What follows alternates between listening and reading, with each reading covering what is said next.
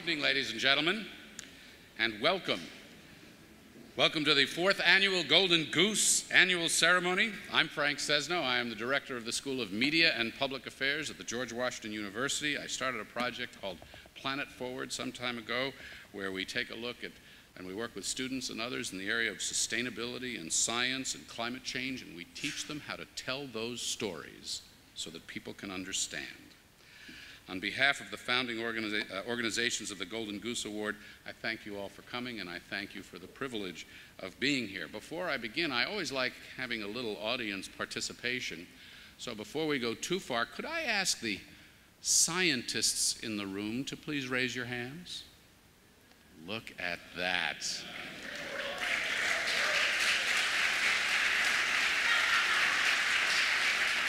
May I ask those affiliated with scientific organizations to please raise your hands? Not bad. And this is the ultimate audience participation question of all. May I ask those who have benefited from the work of science to please raise your hand? This is the second time I've had the privilege of emceeing this ceremony. I was thrilled to do it for the inaugural ceremony back in 2012. Happy to be back. And before I get started, I'd like to note the presence of some very special guests in addition to our awardees. And without them and their support, we might not be here. National Science Foundation Director Franz Cordova, National Science Foundation Assistant Director Fleming Krim, Director of the USDA's National Institute of Food and Agriculture, Sunny Ramaswamy, Director of the Air Force Office of Scientific Research, Tom Christian, U.S. Patent and Trademark Office Deputy Director Russell Slifer, Golden Goose Award Selection Committee member Wendy Baldwin, and 2013 Golden Goose Award recipient Hudson Freeze. Could you just wave or stand, and we'll applaud you.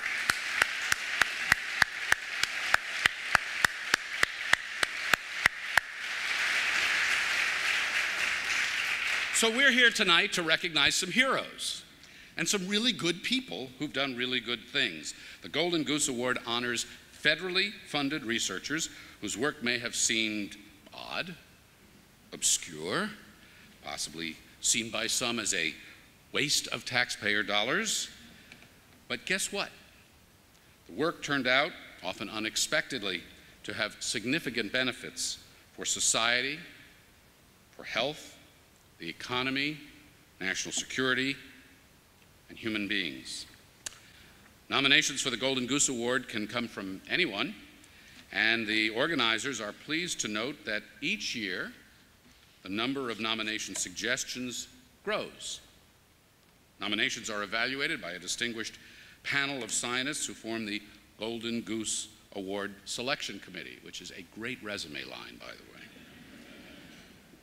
The award, as I mentioned, I think was created in 2012 by several higher education, scientific, business, and policy organizations, and is supported by many other organizations and businesses. These groups believe deeply in the promise of scientific research and in the diversity of scientific disciplines and research sectors, from universities and to federal labs to the private sector, that together underpin our nation's innovation system. And I should say that at GW we had the privilege of working with Research America to produce a communicating science workshop for 32 scientists who joined us around from around the country. So this is something that I've worked with and I share very, very passionately with you all. They believe it is their responsibility to highlight the exciting and often serendipitous nature of discovery. Even the oddest or most unexpected research can lead to breakthroughs, as we mentioned, that affect our families, our country, the planet. So the founding organizations of the Golden Goose Award are the American Association for the Advancement of Science, the Association of American Universities, the Association of Public and Land-Grant Universities, the Breakthrough Institute, the Richard Lounsbury Foundation, the Science Coalition, the Task Force on American Innovation, and United for Medical Research. So a round of applause and thanks to all those organizations.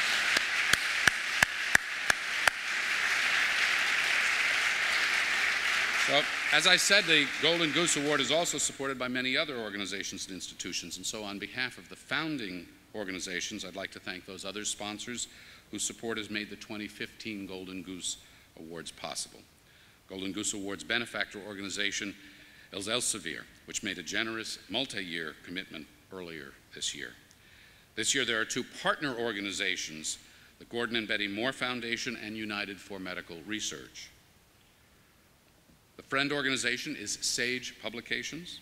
This year's Golden Goose Award contributor organizations are the American Geophysical Union, the American Mathematical Society, APS Physics, the Association for Psychological Science, the Association for American Medical Colleges, and Battelle. Finally, this year's supporter organizations, the American Astronomical Society, the American Educational Research Association, the American Physiological Society, the American Psychological Association, the American Society for Microbiology, the Biophysical Society, the Consortium of Social Science Associations, or COSA, the Federation of American Societies for Experimental Biology, or FASB, the Federation of Associations of Behavioral and Brain Sciences, FABS, IEEE USA, the Optical Society, the Semiconductor Industry Association, the Society for Pediatric Research, the Society for Research in Child Development, and Texas Instruments. Almost as many societies and organizations as there were candidates on stage last night. Thank you all very, very much.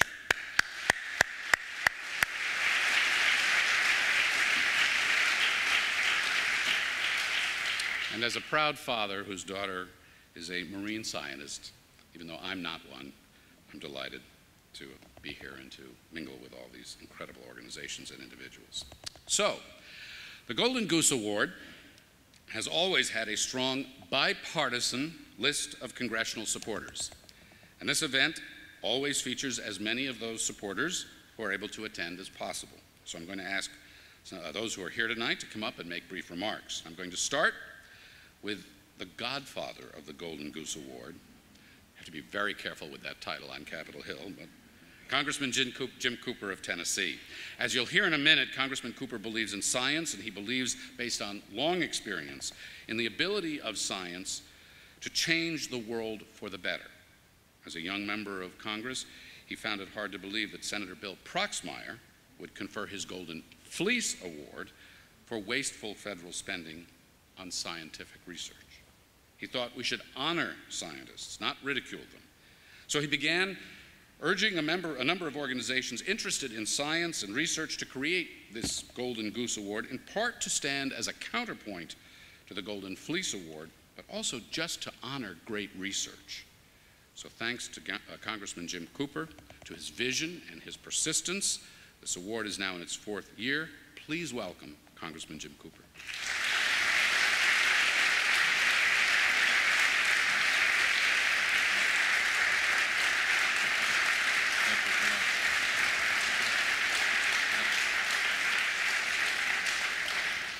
You're too kind. I'm really not that great. I'm here tonight to honor extraordinary scientists and also full funding of scientific research. That's why we're here.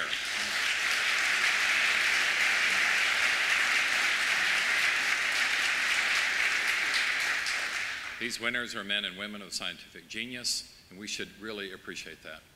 I hope that those of you who claimed you were scientists in the earlier poll there were not political scientists, because tonight I want to honor real science, not that I'm against political science. This is the Golden Goose Week in Washington. Next week will be the week that the Pope visits, and some of my colleagues have mistakenly said that the Pope in his recent encyclical should leave science to the scientists. Well, do we need to remind them that the Pope is himself a chemist, and that's something that we should celebrate. But we're here to honor serendipity.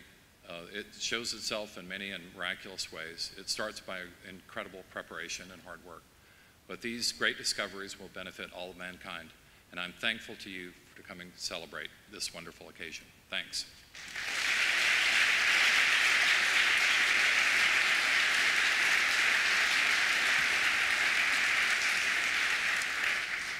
Next, I want to introduce Senator Chris Coons of Delaware.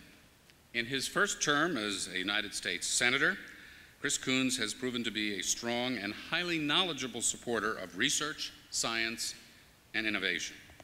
He's an important advocate of robust federal investment in scientific research. In particular, he's a primary sponsor, along with Senator Lamar Alexander, of S. 1398, which would reauthorize the energy programs of the America Competes Law, a bill that would ensure steady growth in the federal investment in energy research, particularly in basic research. Ladies and gentlemen, please welcome Senator Chris Coons.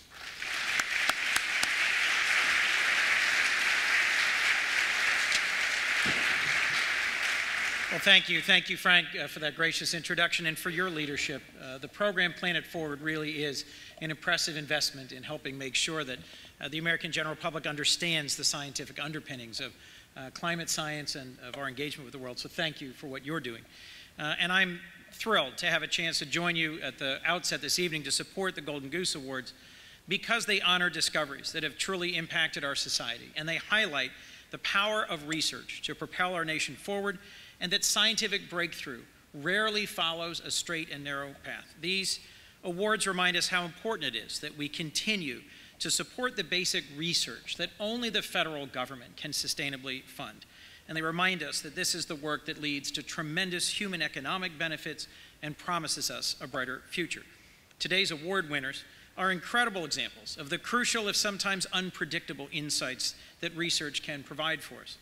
Using research on cats' vision to discover how neuroplasticity can correct visual impairments, giving preschoolers a marshmallow test to track how self-control leads to positive outcomes, and combining Earth and population scientists to illuminate demographics at different altitudes with an astoundingly wide range of applications. When these projects started, I think you'll hear in greater detail, their creators could have never dreamed of their impact. So I'm joined today in my support of the Golden Goose Award by lawmakers from across the aisle, but as you heard from Frank and from Jim, less than 3 decades ago, a display of congressional ignorance called the Golden Fleece Award highlighted obscure and funny-sounding projects in an attempt to mock basic research. Thanks to the relentless drive and vision of Congressman Jim Cooper, could we give him another round of applause?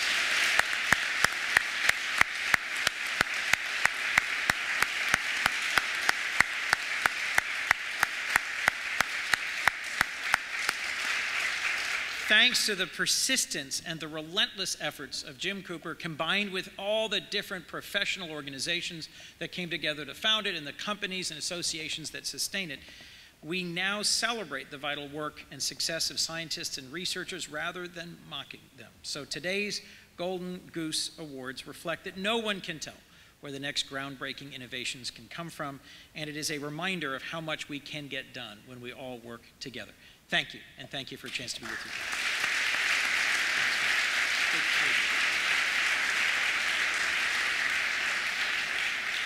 It is so true what we can get done when we innovate and when we invent and when we research. Now I'd like to introduce Congressman Randy Hultgren of Illinois. Congressman Hultgren, now serving his 3rd term, established himself quickly as a leader in the House of Representatives on behalf of science and research.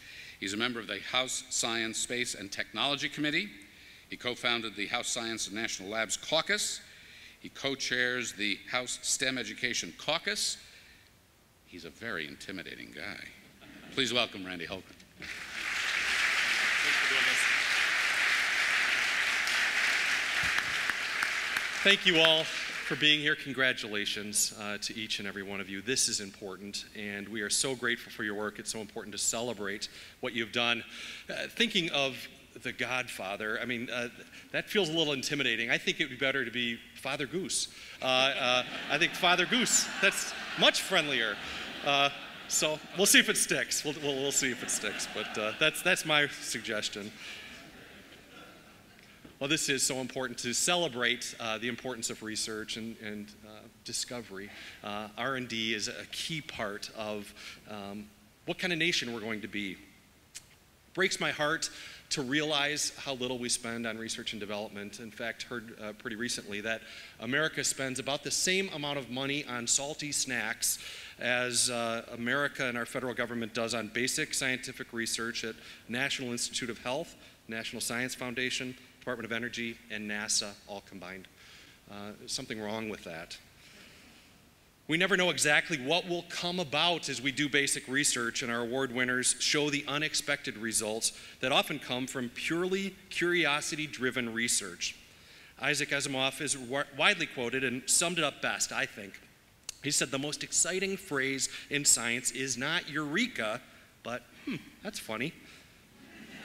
Many of these scientists probably had that moment of, that's funny. But the public surely would have thought that this research was funny at first glance. So it's important for us to explain to them and to make the connection of how important this research is. Just as high-energy physicists weren't looking to make the MRI machine when they were designing accelerator magnets, the scientists we have here today were not thinking about all the ways their research could be applied when they initially asked the questions they asked. Dr. Cohen and Dr. Small weren't thinking about how to help the salty snack industry I was talking about before. Also, some people might have thought that government was only subsidizing the marshmallow industry with the research done on delayed gratification. We know that was not the case. What we also know is when we do research, we will discover. When we don't, we won't. Thank you for being here. Thank you for your work. Father Goose, Representative Cooper, thank you for all that you've done. Thank you all.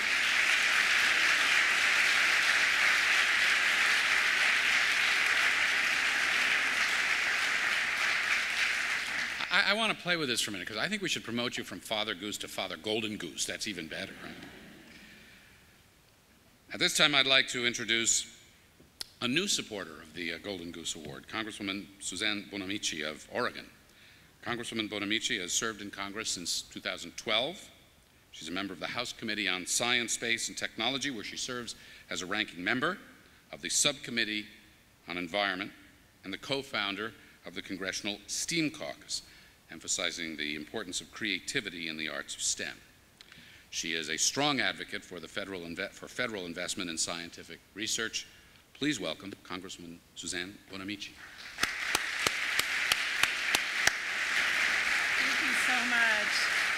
Thank you so much for that kind introduction. I am so proud to be here tonight supporting the wonderful award winners of the Golden Goose Award and saying thank you not only to Father Golden Goose, but also to all of the supporters who are here this evening who understand the importance of supporting federal research. I'm on the Science, Space, and Technology Committee and have been a strong proponent of funding federal research and letting the research decisions be made by scientists, not by policymakers. That investment is so important to our future, and when we think about science and research, we have to have long-term thinking, which is sometimes in short supply here. But long-term thinking is what it takes to look into the future, to take those risks. And when I looked at the list of award winners tonight that you've heard about and that you will hear more about, I thought to myself, these are creative, they are innovative, and they are risk-taking.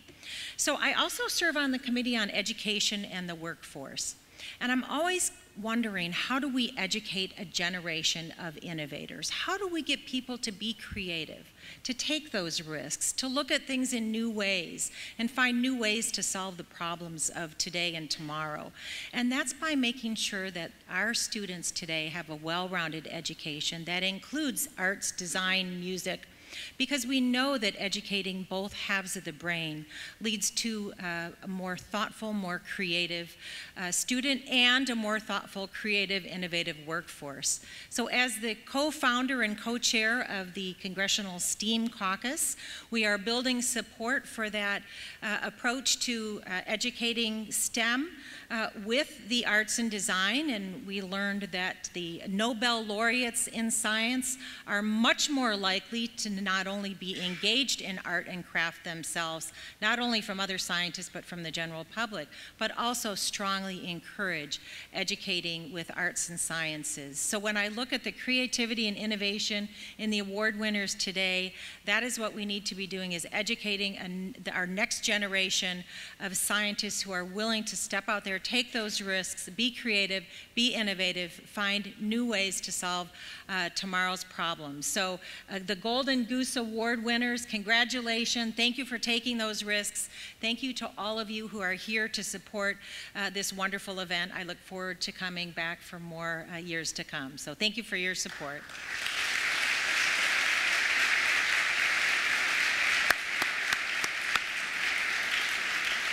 Thank you, Congresswoman. Thank you very much. I'm pleased to introduce Congressman Bob Dold of Illinois, a former and current congressional supporter of the Golden Goose Award. He left Congress and came back and was happy to rejoin this group. Congressman Dold is a strong supporter of science and the federal investment in research. Please welcome Congressman Bob Dold.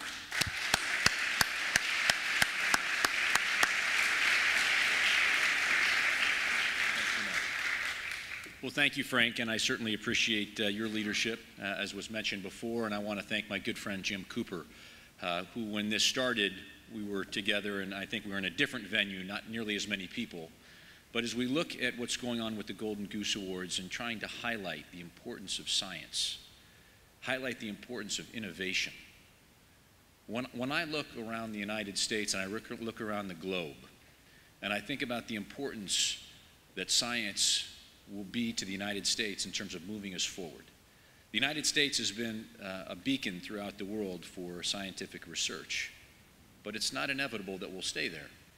We're seeing more and more places around the world that we're losing some top quality scientists to. And so when it comes to funding, when it comes to making sure that we want to innovate here, that we want the top quality talent to come to the United States, it requires that we also step up to make sure that the funding is there.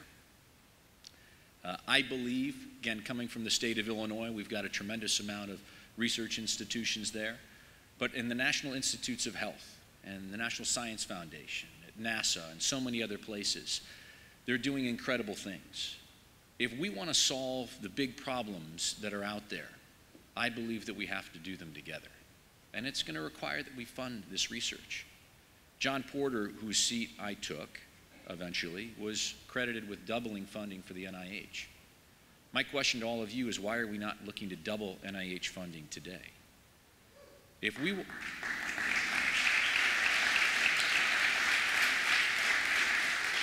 So my good friend Randy Hultgren and I, we came into Congress in 2010 and under the idea that we need to cut spending. And while we do have a significant amount of debt out there, I will tell you that investment in research, I think, is inherently conservative. If we want to come up with the cure for diabetes, for Alzheimer's, for Parkinson's, we want to crack the code on some of the big mysteries that are out there, it's going to require some of the best and the brightest minds. It's going to require that research.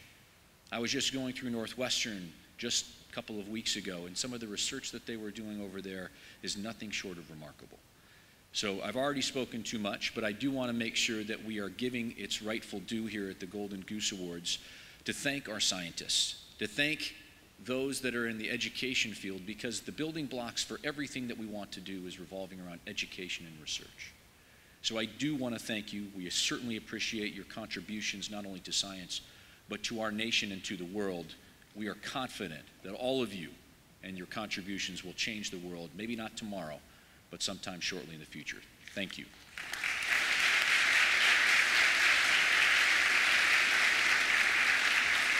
Thank you very much, Congressman. Now, we had a couple of other invitations. I want to make sure we have our entire congressional delegation has been introduced, so thank you all very much for making the time to come here today and speak to the group. So another annual tradition of this award, for those of you who've attended before, is that a wonderful video is created featuring the awardees, discussing their research, the importance of federal funding, what they've accomplished, maybe what their dreams are. The organizers want to thank the following organizations whose support helped make this video that you're about to see possible: the American Mathematical Society, Harvard University and Harvard Medical School, Johns Hopkins University, the Population Association of America in partnership with the American Statistical Association, Texas Tech University, University of Washington, and Vanderbilt University. Ladies and gentlemen, I'll direct your attention to the video. Like the fabled goose that laid the golden egg, federally funded research has yielded extraordinary and unexpected returns. Out of odd-sounding or obscure beginnings have come many amazing advances that have improved each of our lives.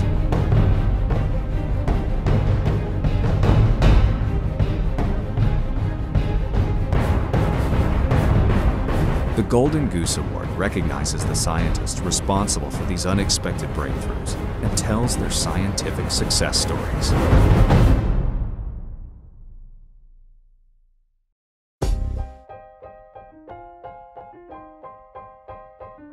Hypsography is a way of referring to the shape of the Earth and the different elevations of the Earth relative to sea level. And demography is the study of the distribution of people. Around 1992, I began hanging out with people at the Lamont Doherty Earth Observatory of Columbia University. I showed him some of the elevation data that we were working with, which had just been released, made available for the first time then. And I came across a descriptive concept called the hypsographic curve. In the course of conversation one day, we started talking about people and sea level and elevation. In 1994, Waldo Tobler published the first digital map of the world's population. And then I said, here's this hypsographic curve, here's the map. Let's put the map of the Earth on top of a map of the people and figure out the hypsographic curve for people. We live on this planet. We knew where the planet was, and we didn't know where the people were. And it has turned out to have uses we didn't anticipate in formulation of soap and laundry products, standards for thermal cooling for personal computers, understanding the causation of hereditary paragangliomas type 2, a rare genetic cancer which interacts with elevation. You know, it's a classic example of curiosity-driven science, what's perceived as high-risk science. You know, this is where a lot of the really important, valuable breakthroughs come, is not from a question that was identified ahead of time, but from something that no one anticipated. Maybe that has something to do with the many, many uses our hypsographic demography has found. It's such a natural question, but it hadn't been asked and it hadn't been answered.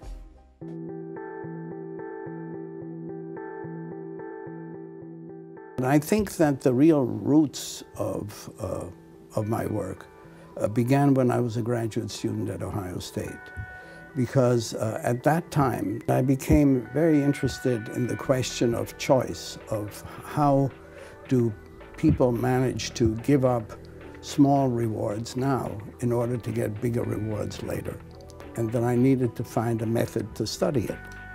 And the method that I developed was to build a trust relationship with the kids. And once the trust relationship was established, then they were given a choice, which is they were shown some treats and allowed to select the treats they wanted. And the choice was, do you want 2 or do you want 1? And all of them said, oh, I want 2.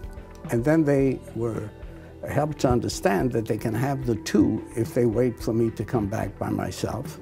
But if they want to, anytime, they can ring the bell or start eating the 1, and then they just would have the 1. I think what this research demonstrates is that self-control is a much more flexible process. That kids that are successful, kids that are able to wait in this thing, are not kids that are just gritting it out, you know, because they're tough. These are kids that are doing things that we see as being very cute, but really are very adaptive. The best strategies kids use are the ones where they turn away. So the discovery of the various strategies that make self-control and delay of gratification not impossibly difficult, but manageable and easy, became really what the initial set of experiments were about, and that the federal government got very interested in. The most recent funding we received from the government is through the National Science Foundation, which supported the follow-up of the being school preschool children, who were preschoolers 45 years ago. And now they're in their 40s, almost reaching 50s, and we wanted to bring them back to Stanford University and do some brain scanning to find out how their brains work and what the brain does when these people who were former preschoolers try to do tasks that required them to control what's on their minds. And that's one of the things I think is really beautiful about this research, is that it begins with a real behavior that kids are really struggling with.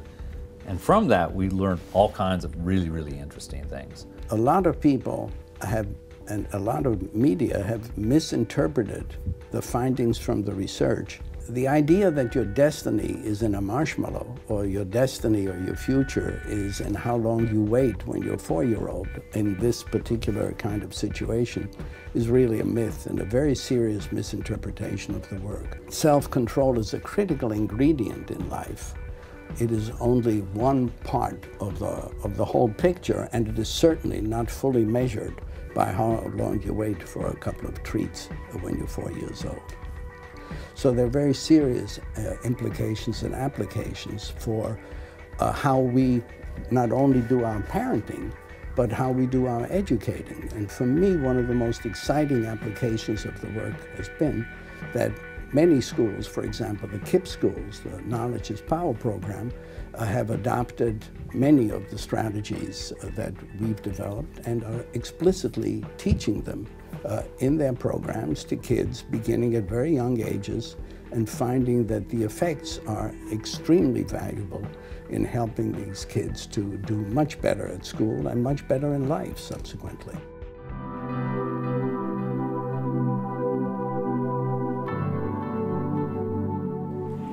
Initially, I came to Johns Hopkins Medical School, to the Wilmer Institute, in a small lab in the basement, and that's where my colleague David Jubel and I made some of our most important discoveries.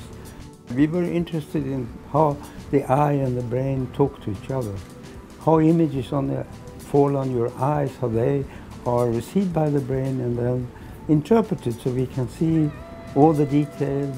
They were explorers. A lot of their research was not hypothesis-driven. They were just saying, well, let's try this and let's see what happens. And after a few weeks, we had discovered that cells in the visual cortex, they like contours of light, and each cell is interested not in any contour, but in a contour with a given orientation. So you build your images like using a Lego set. They had the ability to not be confined to only addressing specific questions. They also managed to combine that with work that had a high degree of clinical relevance. One of the things they discovered, for example, is defects such as amblyopia had to be sort of corrected at an early stage in life.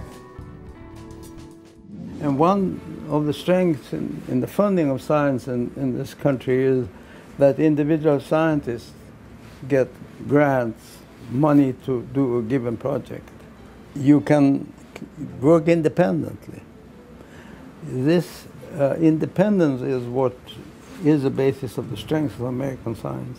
Would like to emphasize was the role that the federal funding played, not only to me through the UCAR fellowship, but also the critical role that it had in the development of the 2 data sets that we used. One of the nice things about having the NIH funding at that time was it allowed us to do something which would really be kind of high-risk work. We didn't really know what the possible benefit of this follow-up research was going to be, but the federal funding essentially allowed us to, do that work, to then get it, and then since that time we've essentially continued to be funded in each of the subsequent explorations over the last, as I say, over the last 35 years that I've been involved in it. So it's really kept us going. I believe that the young generation of scientists will bring new knowledge, and we are not doing a terribly good job in this country to support the young scientists, to give them positions and resources to carry out creative, individual, original work. Now, if you want to have a future, you have to invest now. If you want to have scientists who are capable of independent research in the future, they need training, they need opportunities, they need support. You can't get to the future unless you get through today. And we're not funding enough today.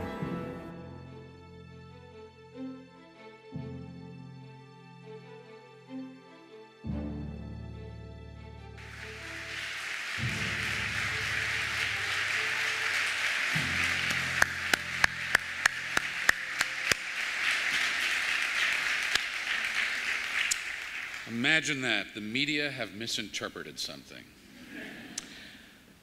Well, now with the appreciation for the work our awardees have done and the context in which it has occurred, let's present these wonderful Golden Goose Awards. I'll announce the awardees. I'm going to ask Congressman Cooper to come up here and to present the awards as we go. The first recipients of the 2015 Golden Goose Award are Walter Mischel and Yuichi Shoda and Philip Peake for the development and continuing use of the marshmallow test.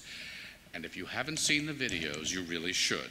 Dr. Mischel was once told he'd be better off asking a candy company to fund his research rather than National Institutes of Health. But today, from students, as he mentioned on the video, at the KIPP schools, to Sesame Street's Cookie Monster, was not a marshmallow monster, people are learning to control their impulses, delay gratification through the techniques that came from the marshmallow test. And theirs is the work that keeps on giving as it generates new questions and intersections. Congratulations. Dr. Shoda.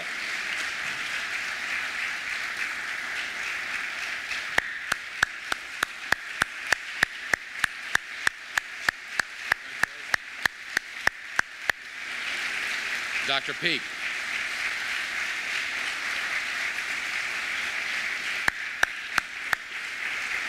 Dr. Philip Peake.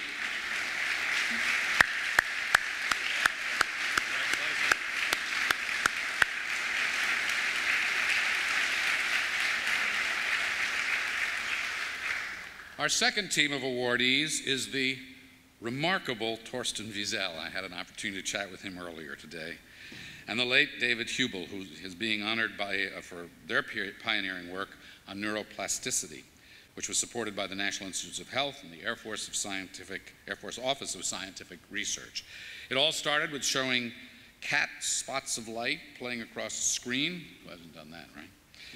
And it got an important boost from a minor lab mistake when one of them accidentally pushed their glass slide with the spot on it a bit too far across their projector. This seemingly inconsequential move kicked off a wave of discoveries that have led to extraordinary progress in our understanding of how mammals' brains process the world around them and how our brains respond to external stimuli.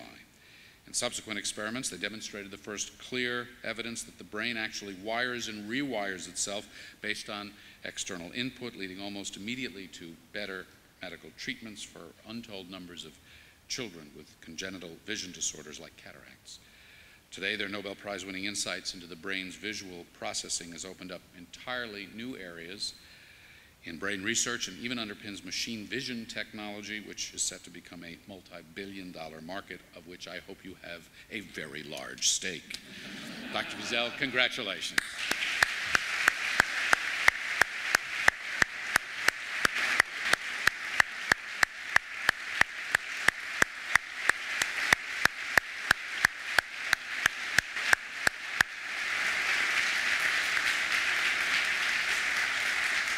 Representing the late Dr. Hubel are two of his sons, Carl and Paul, who each in their own way are doing remarkable things. So it was a pretty good gene pool in this family. Would you both come forward, please?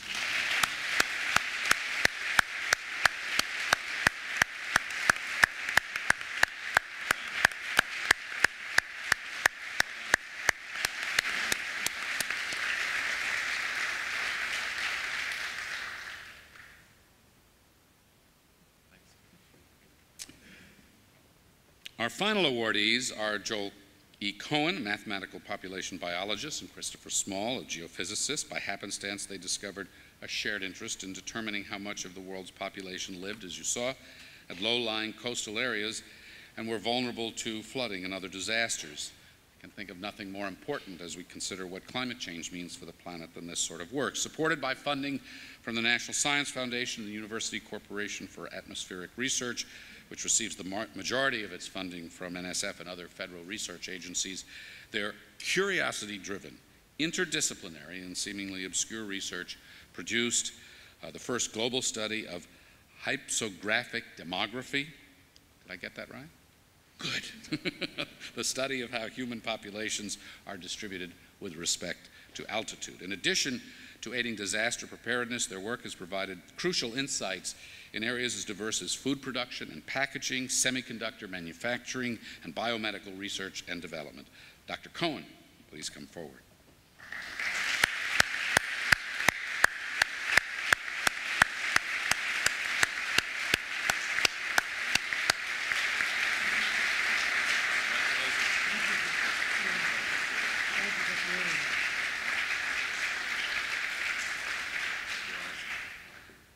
Dr. Small, please join us.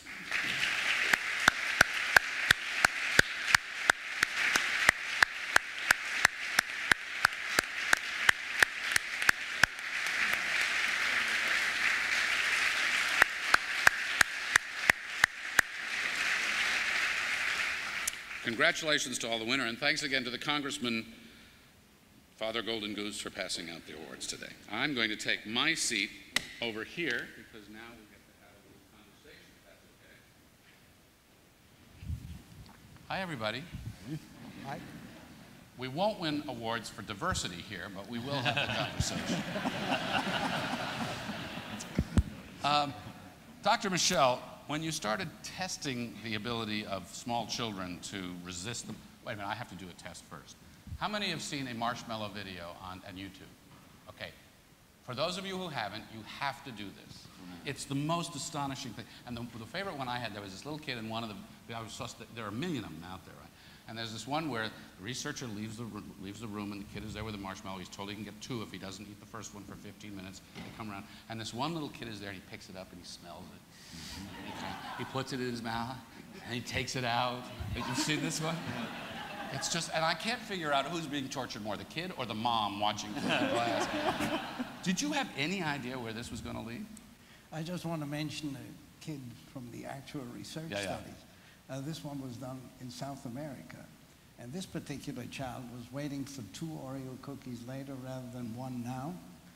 And what he did, as soon as the researcher was out of the room, is he checked the door, of course, and then opened the thing, licked out the entire content, closed it tight, put it back in the identical position, and knocked off the next 2 that way, too. And then, genius comes in all forms, doesn't it? And then struck a pose of utter innocence. So the research is more complicated than the YouTube videos. This is true, but always engaging. So did you have a sense of what you were playing with here? No, I began the research because at the time I had 3 closely spaced daughters who were 2, 3, and 4 years old when I was at Stanford in the mid-60s. And I saw this miraculous transformation that occurs as the 2-year-old becomes a 4-year-old. And I didn't have a clue about what went on in their heads. So what motivated me really was to understand what's going on in there and what are they doing.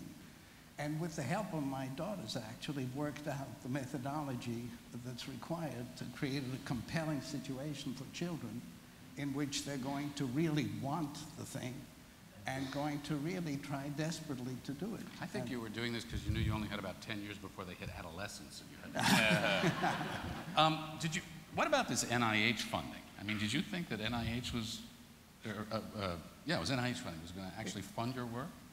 Well, the first time around, they did tell me that I should apply to a candy company. And then they were quite serious about it. What did you say?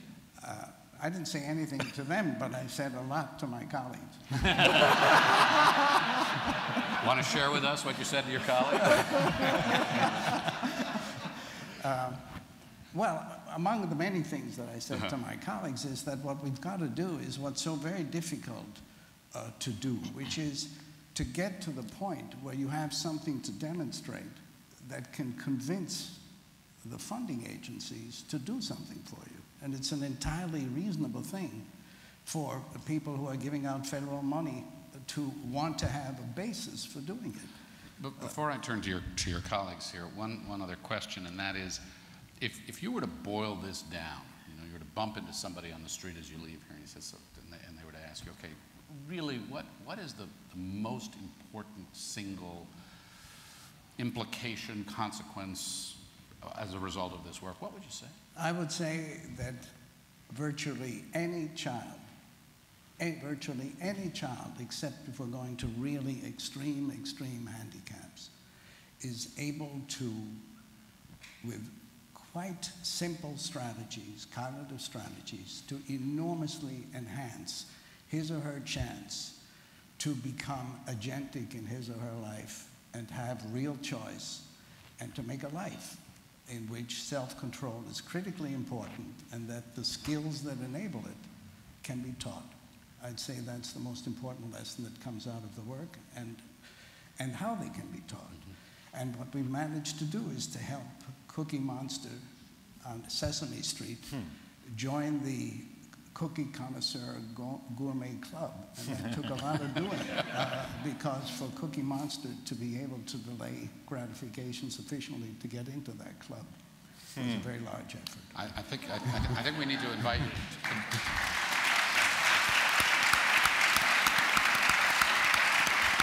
figure out how we can do some better work with our 401ks and other such delayed gratification things. Dr. Shoda and Peake, maybe you could describe how what, as I understand it, sort of began as scientific grunt work, just a lot of note-taking and data collection, and that all kind of has led to your cataloging of notes, has led to your breakthroughs in your ongoing work today. Well, it's Phil's department.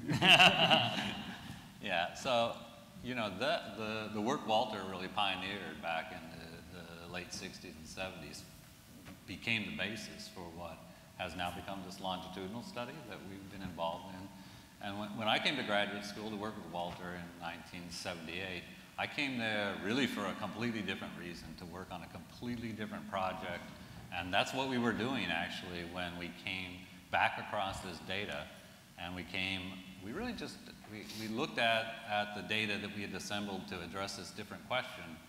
And we said, you know, what if we did this? What if we followed these kids and sent a follow-up and just to see what happened? So we were really working on a hunch. It was, and the federal funding issue is really important to us here, because had we not had that funding, had we not been able to follow that hunch, we probably would have never launched this longitudinal research.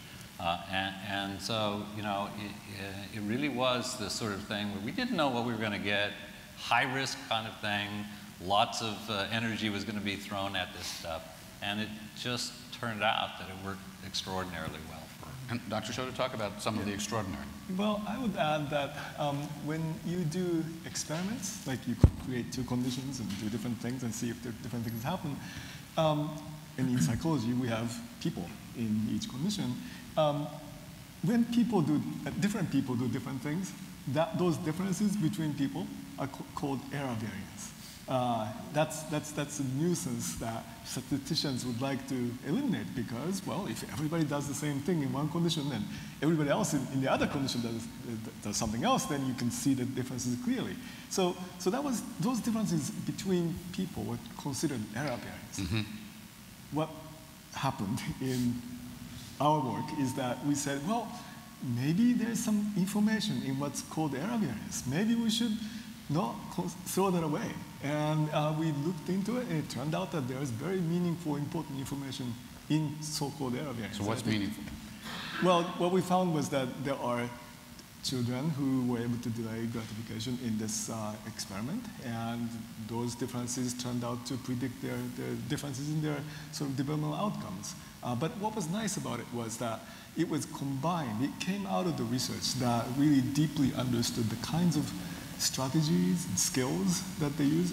So we're able to not interpret those differences as inborn differences in their character, but differences that exist at the time when they did the test in terms of the kinds of strategies, skills that they were able to develop by that point. And so we feel that the long-term consequences illustrate the importance of those strategies, skills, but at the same time, the experiments illustrate that those skills can be taught. How's your student doing? He's doing better. As a professor, always a professor. Dr. Wiesel, your research involved a lot of hard work, but also some serendipity, which is what Golden Goose likes about these sorts of things. And I'd like to ask you to talk about that slide that you and Dr. Hubel moved in the overhead projector, and the neurons in the cat's brain. And how, was that an accident? Was that just a kind of moment of... It was clearly an accident. We were frustrated because we recorded from single cells in the cat brain at the time, visual cortex. And in the eye, and in the way from the eye to the brain cell responded very well to spots of light. But the cells in the cortex, in the higher centers, they didn't. So we were frustrated and did all kind of playing around. And by chance, one day, an edge cut across in front of the animal, and the cell fired. And so we said, that's interesting. So we then... So, you know, we took advantage of the opportunity, and then we said, I wondered if... So we changed then the orientation of this contour that crossed, and found that the cell only responded to this orientation of a contour and not to that. So, and that possibly, so we ran down the corridor and told our colleague, look here, what we have found. And because science, you know, it's fun. Once you make a discovery, it's fantastic. And you want to share it with, of course, then you share it first with your colleagues, and then you write papers and so on. And then you get awards. But that's kind of, but the important thing in science is to play around to the process of doing science. That is what gives true satisfaction. And so that even now, when I'm old and have to do other very important things, there's nothing as satisfying as discovery. Now, this was long before YouTube and Apple and iPhones. Oh, yeah. Why cats? I mean, there are all those cat videos out there. So. You know, I mean, we work both on cats and monkeys, but it has to do with the way you have to know the structure you're studying, and the anatomy, the eye, and the brain, how it's laid out in a way so it's accessible, so you can actually study. We were, David, Yuval and I, we felt we were not really scientists, we were explorers. We had a method of trying to do things nobody had done before. And so that was just a fantastic time. So we continued to work together for 20 years, doing all kinds of discoveries. It was like rolling up a yarn into a ball that then became knowledge that then have, I think, lasting value. But is the cat related to us in some way in the way the cat's eye processes or brain? Is that the usefulness? The cat process visual information similarly, but of course we also worked on a monkey. The monkey is very much like us. They have good color vision, depth vision, and things of that sort. So we combined the two. So. Can you talk about your dad and what got him involved in this and motivated him for all these many years? Yeah, I think in large part it was just,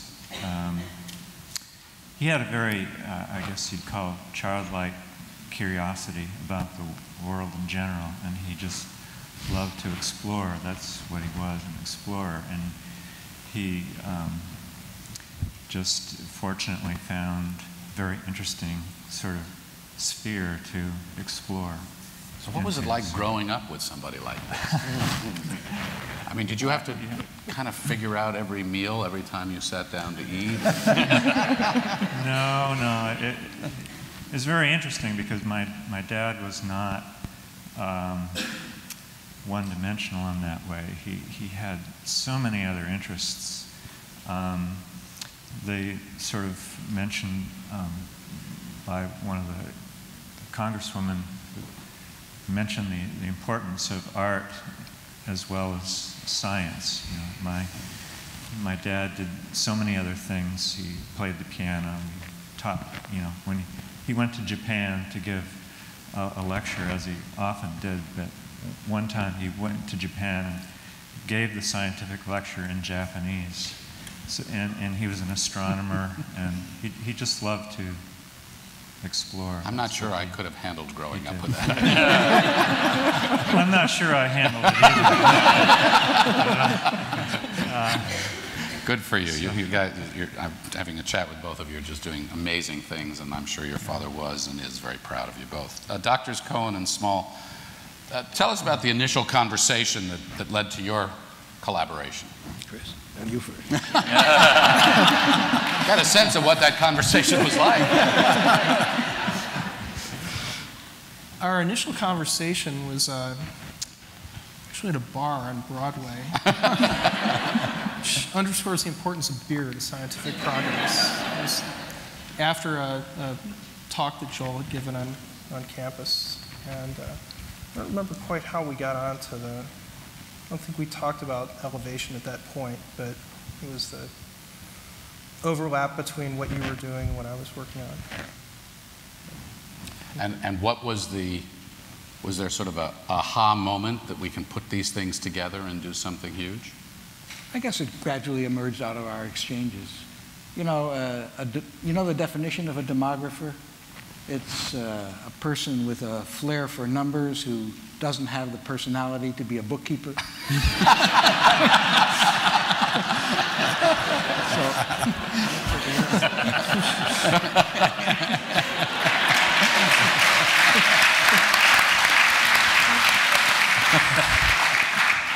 So that's sort of the way it went. I think we could maybe match you with this cat research and do something really big. So, Dr. Cohen, you've said, and it really is eloquent, pursue something beautiful and true, and often it will prove useful. Yes, sir. Are you worried that in this era and in this town where we're so driven by dollars and cents and sequester and all this kind of business, that the value in society among policymakers for this kind of research is going to be devalued or somehow missed? Yes, I am worried about that, and I think we as scientists share a responsibility with you as a journalist to communicate that it takes a long-term investment to get results. These people aren't accidents. There's a long ramp before the takeoff. And the National Science Foundation started supporting me when I was 16 years old. I went to a summer math camp at the University of Kansas because they were trying to teach, this was post-Sputnik, 3 years post-Sputnik, trying to teach high school teachers how to teach more advanced math. And the kids in the same dorm were in a biology camp. And man, they were having a good time. And I went and I looked in their experiments, and I would tell them about what I was doing. And you know, around that time I decided I wanted to do mathematical biology. They had fun, I was having fun. We could have fun together. And then NSF supported my graduate education. Without NSF, I would not get a PhD. I did not come from a rich family. There were other kids ahead of me. There was no money for it. NSF supported that. Then I was an assistant professor. NSF supported my research from the get-go. And it takes program officers who understand that you've got to foster innovation by young people and let them run. And we need that now too. So my answer to you is we've got to share the responsibility to get back to the people who represent the taxpayers, because the taxpayers want this. They want answers, and we can help. I want to throw this a related question.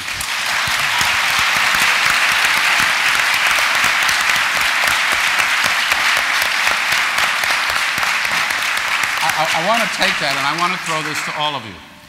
Because I talk to my students and I play the grandma game with them. I ask them who has the oldest grandma, and somebody's always got a 96-year-old grandma, and I say to them, wow, you got great genes, right? If you live to your grandma's age, what year is that going to be? Well, none of my students are math majors, so it takes them forever to figure that out. But eventually someone will go, oh my God, because they're all born in about 1995 now, and they'll say, oh my God, that's what, 2092 or whatever it's going to be. And then I'll say, okay, by 2050, which is tomorrow in your life, we'll have 9 billion people. We'll need twice as much energy, 70% more food, 40% more water. How are we going to figure that out? And how are you going to figure that out? How do you connect the stories of what you just talked about so that the policymakers who aren't thinking to 2050, and present company accepted, he's thinking way beyond that. No, but so the policymakers and the public get it, share the excitement, understand what research is all about and why we need that long-term investment? Go ahead, you go first. Well, I mean, in my particular case, I had a great advantage, which is I lived a long time, which is very important for longitudinal research. Keep going. And on top of it, I decided 3 years ago, to write a book about it in a way that is accessible to people, in a way that people can understand it. That is a story, a narrative about how it all came about, how the government funded it, and what was found. And when you talk, and I think part of the obligation of scientists and people like Alan Alda are taking a great role in helping that to happen. Part of our responsibility is to convey in words that people can understand to the media and to the public and to the Congress what we're doing and why it's important and why it's exciting, why it's fun, not only for us, but can make a difference to their lives and be fun for them and their kids and so on. So I think it's part of the mission of science to communicate what we do effectively. Yes, I've been trying to come up with a sort of image. And the best I could do in 30 seconds is an image of planting many seeds and helping all these seeds grow, because what we know about basic science is that collectively some amazing discoveries are made, but we don't know who is going to make it, what is going to be discovered, when it's going to be discovered, and the way to make sure that those discoveries are made is to plant many seeds and nurture. Dr. Wiesel, you got the advantage of some time too. You told me you've been doing this for 2 or 3 years. And you're in Sweden and you're here. What is your take on this? How do we make this case to the public and policymakers? I think that, the Pew made an investigation in the end of survey of people and what they liked. And science, the military discipline came number 1, officers, but number 2 were scientists. So I think science is well appreciated by the people, and I think, as I've been said before, we need to communicate better than we do in order to make it. To tell stories, as you said, is very important. And so we have to create storytellers that actually tell true stories. What the fascinating thing about science, because it's beautiful, it's interesting, and it's challenging for the mind. So I think I instituted the prize once for scientists who can explain their research for the public, and I think that is a Nobel Prize that I think should be very important to have. Bravo. All right, I'm going to give you our last word before we let everybody go. I could ask you one question now or ask you to wait and ask To the young scientists in the room, what's your advice? What are your concerns and hopes for them? I think be curious and be courageous. I think that being able to really take what you care about and pursue it whether or not it's fashionable at the time, is absolutely essential. There's got to be something that really gives you a burning goal. And for me, the thing that opened the door to the graduate students that became my friends and colleagues for a lifetime was that each came with a burning goal. And having those burning goals, it seems to me, is the most important ingredient. Not wanting to get tenure, not wanting to get, but having a burning goal that you care about, that's a personal goal, and that drives your story, and that makes you want to make a story that makes a difference. Well, to all of our... I think, no, one thing that I think is important. I'm not going to, no way am I going to. No, I think also in addition to all that's been said, I think the passion is also very important. Yes. And that is a driving force that keep you working all the life. Is a passion for science, also for other things as well. But in order to enjoy the life as a scientist, you have to be passionate about your work, I think. Well, we are a genius species. We invent and we discover and we explore and we improve and we innovate and we advance. And we do that so much because of you and because of science.